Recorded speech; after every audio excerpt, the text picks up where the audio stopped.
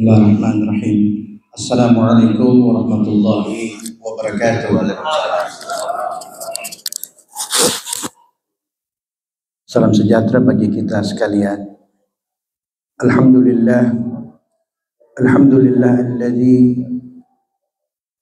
ja'ala syahr Ramadan syahran mubarakan fihi wa unzila fihi al-Qur'an hudan lin-nas wa bayyinatin minal huda wal furqan.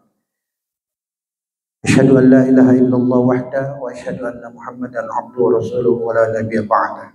Allahumma salli wa sallim ala sayyidina Muhammadin wa ala alihi wa sahbihi wa barik wa sallim. Yang saya hormati Kepala Distrik Navigasi Pitung yang hadir bersama kita, Bapak Kepala Bagian, Kepala Seksi, dapat dari KSOP, Bapak-bapak, ibu-ibu, para pegawai dan keluarga besar keluarga navigasi yang saya muliakan, yang dirahmati Allah. Ini satu hal yang sering kita dengar setiap datang bulan Ramadan, pasti ada beberapa pesan-pesan agama bagi para pelaku-pelaku puasa. Nah, yang jadi permasalahan, ada yang disebut puasa zahir tapi tidak dapat hakikat batinnya. Ada yang mengejar batinnya tapi lalai zahirnya. Macam mana puasa seperti itu? Pertama, kita harus mengetahui bahwa di dalam Islam ada 3 macam bentuk puasa yang harus kita faham. Pertama disebut puasa wajib, yang kedua puasa anjuran sunnah, dan yang ketiga puasa yang Allah haramkan. Yang macam manakah puasa wajib itu? Seperti bulan ini datangnya bulan Ramadan, maka wajib bagi setiap muslim yang sudah akil balik dan tidak berhalangan syariat untuk melaksanakannya. Nah, ada hal lagi puasa wajib lainnya, namanya puasa nazar. Kita tidak diwajibkan bernazar, tapi kalau kita sudah bernazar, insya Allah tahun ini golongan pangkat saya naik, saya puasa 3 hari. Maka jadi wajib bagi dia ketika pangkat golongannya naik berpuasa 3 hari. Ini puasa wajib yang kedua sesudah Ramadan. Puasa wajib yang ketiga disebut dengan puasa kafarat. Apa itu puasa kafarat? Ketika ada suatu perintah seperti Anda menyamakan punggung istri sama seperti punggungnya ibu kandung Anda, namanya zihar. Apa itu zihar? Suatu saat karena sayang kepada istri, karena senang dengan sikap istri, seorang suami berkata, "Mah, engkau seperti ibuku dalam bentuk fisik, maka tidak boleh bersetubuh dengan istri saat ucapan itu keluar." Itu namanya zihar. Tapi bagaimana Ustadz? Apakah itu sudah jatuh talak? Tidak. Anda harus menebusnya dengan berpuasa. Ini puasa wajib juga, namanya puasa kafarat. Puasa yang lain disebut dengan puasa qada. Apa itu puasa qada? Yaitu ketika Anda berhalangan di bulan ini, di bulan Ramadan, karena sakit, karena kepayahan, di mana syariat membolehkan Anda berbuka, maka ketika selesai Idul Fitri sampai Ramadan tahun akan datang 30 Sya'ban, Anda harus mengganti puasa yang Anda tinggalkan disebabkan karena dibolehkannya Anda untuk tidak berpuasa. Yang berikut ada yang disebut dengan puasa haji. Apa itu puasa haji? Yaitu ketika seseorang mengerjakan ibadah haji, kemudian dia mengambil satu di antara 3 bentuk haji. Ada disebut dengan haji tamattu, ada disebut dengan haji ifrad, ada disebut dengan haji qiran. Haji tamattu artinya haji yang bersenang-senang, mengerjakan umrah sebelum datangnya musim haji, waktu haji. Jadi paham? Dia harus membayar denda, bayar dam namanya. Apa itu dam? Wajib menyembelih seekor kambing. Tapi Pak Ustadz, dia tidak punya uang karena dia pas-pasan. Maka sebagai gantinya harus berpuasa 10 hari dengan catatan dibagi 2. 3 hari di tanah Makkah dan 7 hari setelah pulang ke kampung halaman. Itu namanya puasa wajib haji. Dam namanya. Selain puasa ini ada lagi puasa anjuran atau sunnah, seperti puasa Senin Kemis yang disebut Pak Kepala tadi. Jadi puasa ini tidak diwajibkan, tapi bila Anda mengerjakan itu lebih baik bagi kalian. Karena puasa pada dasarnya bukan sekedar bagaimana kita menahan lapar dan haus, tapi bagaimana kita mengendalikan keinginan. Contoh, ibu-ibu ada uang di dompet 200.000, pergi ke tempat takjil, ingin rasanya semua yang dijual itu dibeli, betul? Bapak-bapak dengan kendaraan lewat di tempat takjil, punya uang di kantong 500.000, kalau bisa semua yang terjual itu akan dibawa pulang ke rumah. Melatih hawa nafsu, keinginan dimulai dari hal-hal yang kecil. Itulah caranya mengendalikan keinginan. Kalau yang kecil sudah sanggup kita kendalikan, jangan pernah tanya dengan yang besar, maka akan lebih mampu lagi kita mengendalikannya. Ini disebut puasa menahan keinginan, atau lebih dekat dengan puasa menahan hawa nafsu.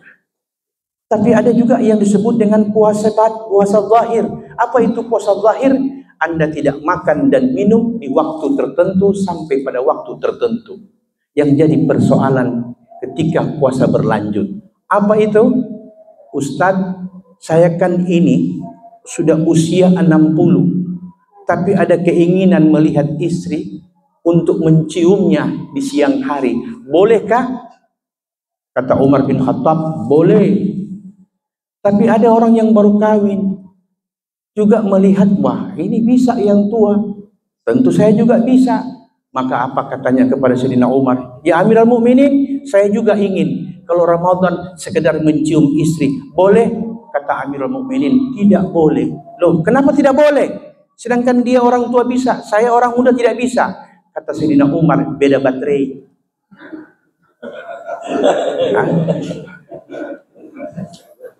Jadi bukan persoalan menahan keinginan, tapi jangan yang dikhawatirkan kemampuan kita berbeda dalam soal tahan menahan. Jadi paham Pak? Ibadah Ramadan ini yang dilatih. Ibadah Ramadan yang dilatih adalah bagaimana sesuatu yang tidak wajar untuk ditampakkan di saat kita sedang berpuasa. Yang paling tinggi temperaturnya, saya minta kepada bapak-bapak besok pergi ke toko atau apotik, beli alat tensi darah untuk ibu-ibu. Karena yang sering naik spending itu ibu-ibu kalau di rumah di bulan Ramadan. Ya. Jadi melatih bukan sekedar bagaimana kita tidak makan dan minum, tapi melatih keinginan dan kehendak yang berlebih-lebihan walaupun tidak diharamkan. Itu yang diinginkan Allah. Betul tidak? Turiduna aradad dunya wallahu yuridul akhirah. Kalian menghendaki apa yang indah di dunia, padahal Allah menghendaki apa yang baik bagi kalian untuk akhiratmu. Berikut, dalam bulan Ramadan selain sholat 5 waktu ada kewajiban, ada 2 kewajiban jangan sampai kita lupa. Pertama, puasa itu sendiri di bulan Ramadan. Yang kedua, zakat fitrah Pak. Kenapa zakat fitrah? Karena zakat fitrah tidak boleh dikeluarkan kecuali di dalam bulan Ramadan. Itu pun ada ketentuan waktunya. Kalau zakat mal boleh dikeluarkan kapan saja. Bisa dipaham Pak? Berapa takaran ukuran zakat fitrah hari ini? Kalau saya sempat dengar 40.500 dibulatkan jadi 41.000. Apa fungsinya zakat fitrah? Ingat Pak, zakat mal hanya diwajibkan kepada mereka yang punya harta dan berkelebihan. Tapi untuk zakat fitrah, Allah tidak pernah pandang seperti apa pendapatan ekonomi kita. Saya ustadz orang fakir, jangankan zakat fitrah, untuk makan pun susah. Kata ulama, pergi keluar dan cari tetanggamu, cari sahabatmu, pinjam uang untuk keluarkan zakat fitrah. Sampai begitu agama mengatur. Kenapa pentingnya zakat fitrah? Karena zakat fitrah inilah yang akan mencukupkan dan menyempurnakan puasa kita selama 29 hari atau 30 hari. Contoh, Ibu-ibu suka ngomel-ngomel sampai pun hal-hal yang mengurangi nilai puasanya. Yang saya bilang ibu-ibu karena memang itu yang sering saya alami di rumah, Pak. Di rumah Bapak tidak, cuman saya. Berikut, kadang-kadang kita sesama puasa, sesama orang yang puasa. Wah, ini begini, begini, begini. Yang ujung-ujungnya lahir kata gibah, menggunjing. Turun nilai pahalanya. Allah dengan sifat Rahman Rahimnya mengharapkan agar jangan sampai orang berpuasa di ujung-ujungnya nanti hanya dapatkan puasa dengan nilai yang kecil. Maka Allah katakan, keluarkan zakat fitrah, itu zakat badan namanya. Maka dia akan kembalikan temperatur yang turun tadi kepada tingkat temperatur yang normal. Sehingga berbarengan fitrah dan puasa harus dikeluarkan. Bisa dipahami nih Pak? Nah, persoalannya yang berikut. Ini sampai buka ya. Ya. Orang buka jam 8. Ada yang tidak setuju? Mohon maaf Pak Kepala. Kadang-kadang dalam aktivitas kita selama bulan Ramadan ada yang namanya bangun segar bugar, ada yang namanya bangun sedang-sedang saja, dan ada yang bangun kepayahan. Kapan itu? Menjelang sahur. Nah, itu ada masalah lain lagi Pak. Itu masalah buka tadi, soal belanja-belanja tadi. Ini sekarang masalah sahur. Tasahharu fa inna fis sahuri barakah, kata Nabi. Bila kalian mampu bersahurlah, karena di dalam sahur itu ada nilai keberkahan di dalamnya. Nah, ya, karena kenapa ada berkahnya?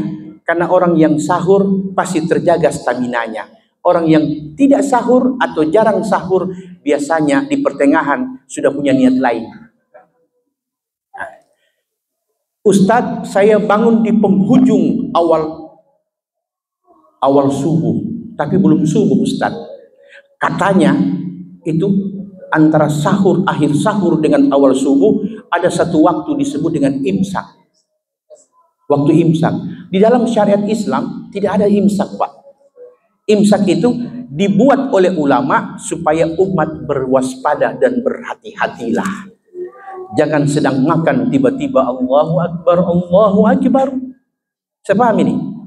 Nah, Ustadz, ini persoalan lain. Saya terbangun di penghujung waktu imsak katanya dan hampir dekat dengan awal subuh. Karena saya lihat belum dengar belum ada azan, saya makan. Waktu saya makan baru satu kali suapan tiba-tiba terdengar azan. Ini makanan di antara belum masuk ke dalam dan sudah di mulut. Allahu Akbar, Allahu Akbar. Pertanyaan saya cuma satu. Yang di mulut mau dikeluarkan apa mau dilanjutkan, Pak? Hah? Yakin? Yakin? Dasar apa yang dipakai untuk dilanjutkan? Di mana ada orang berpuasa sambil mendengar azan ketika subuh?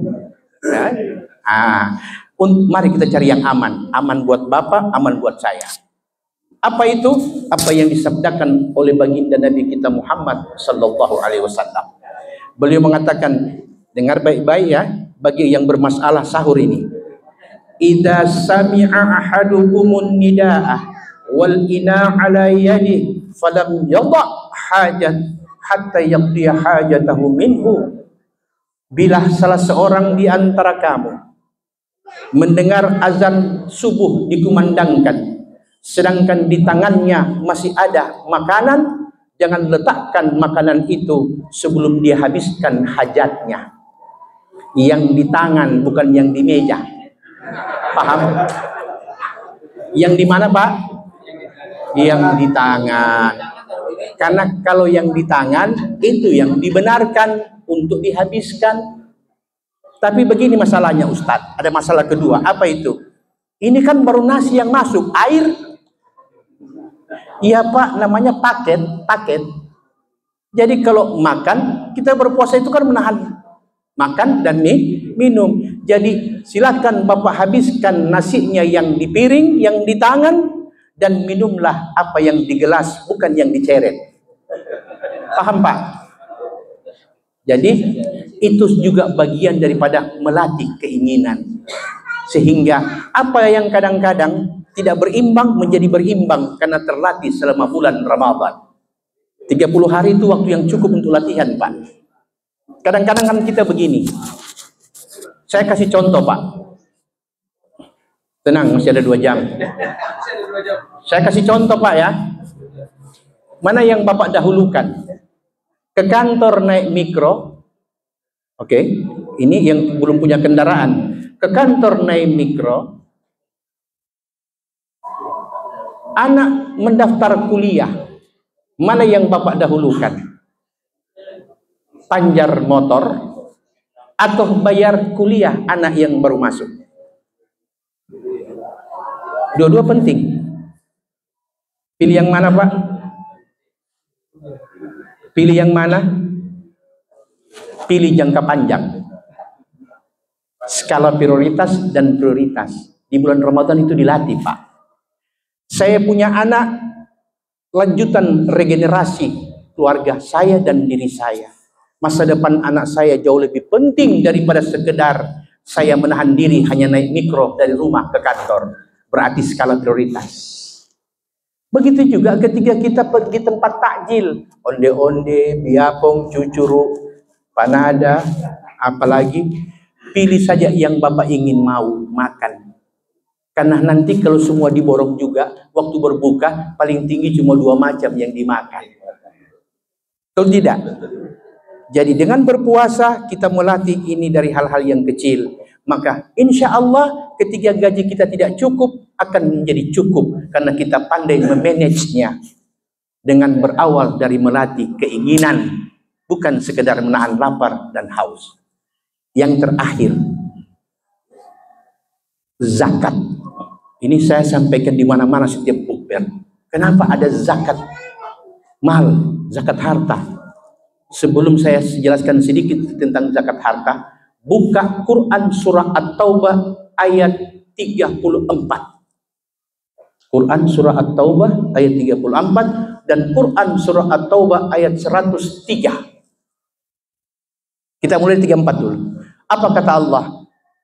Walladzina yaknizuna fiddat zahaba wal fiddah wa la yunfikunaha fi sabilillah fabashshirhum bi'adzabin alim.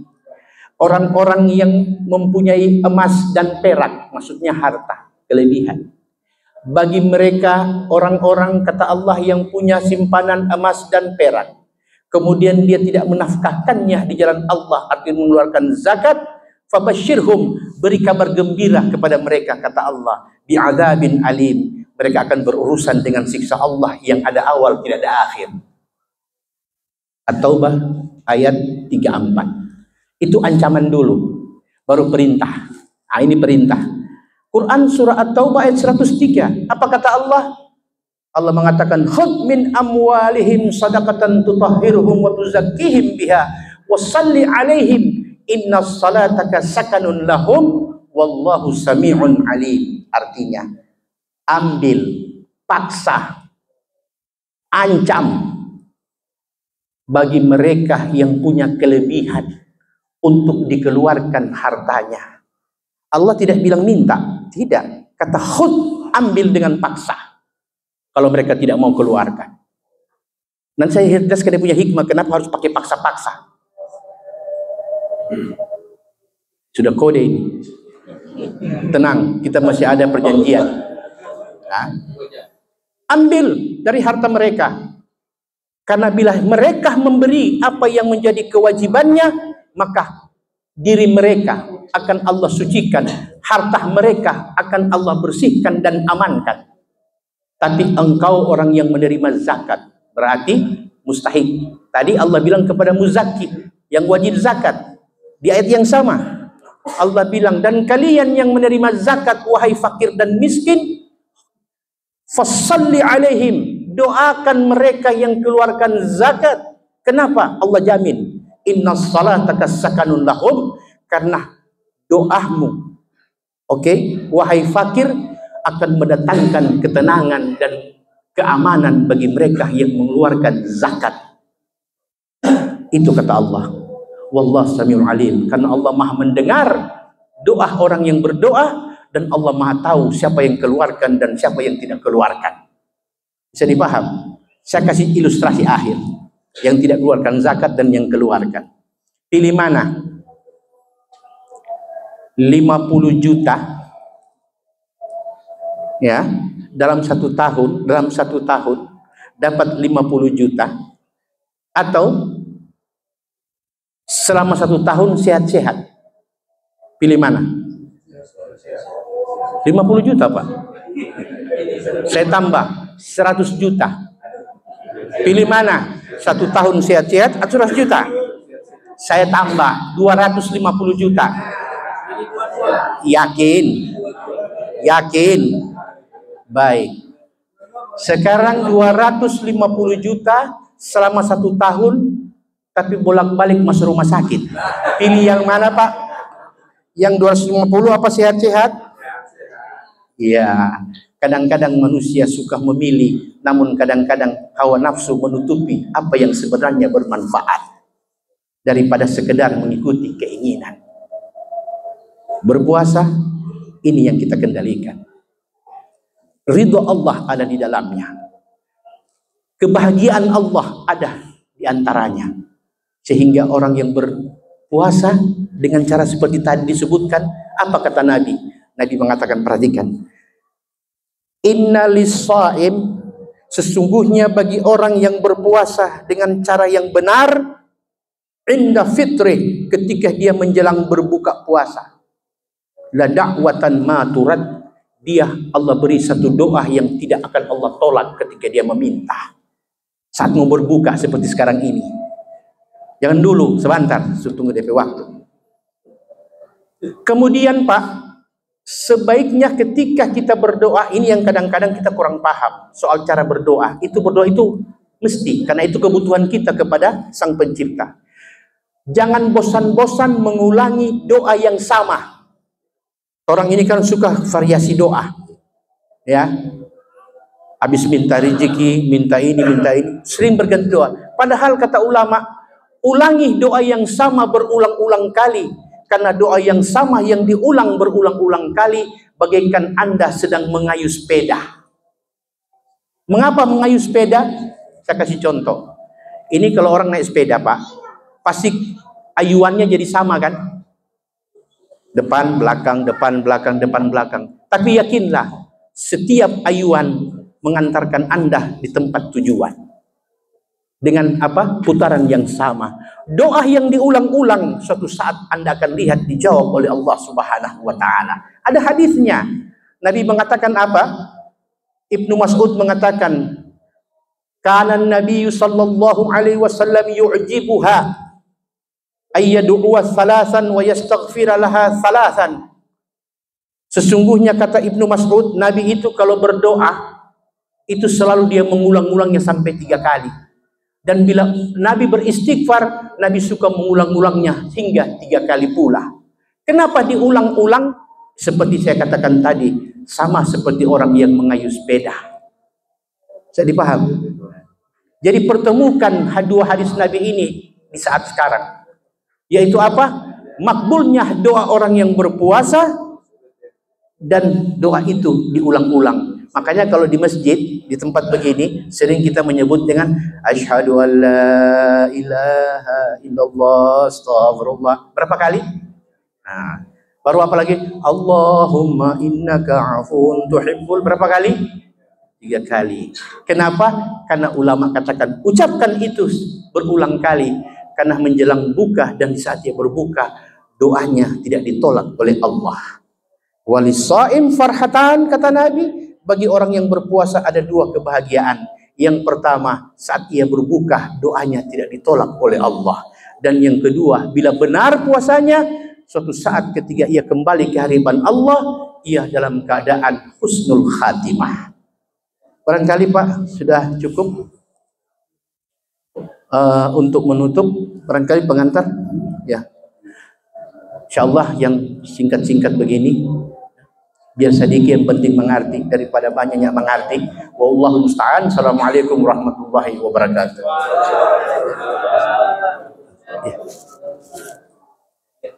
Demikianlah Bapak Ibu diskusi yang telah disampaikan oleh Pak Ustaz. Insyaallah apa yang beliau sampaikan bisa kita menjadi pedoman bagi kita untuk menambah ketakwaan kita kepada Allah Subhanahu wa taala. Dan kepada Bapak Ustaz diucapkan banyak terima kasih.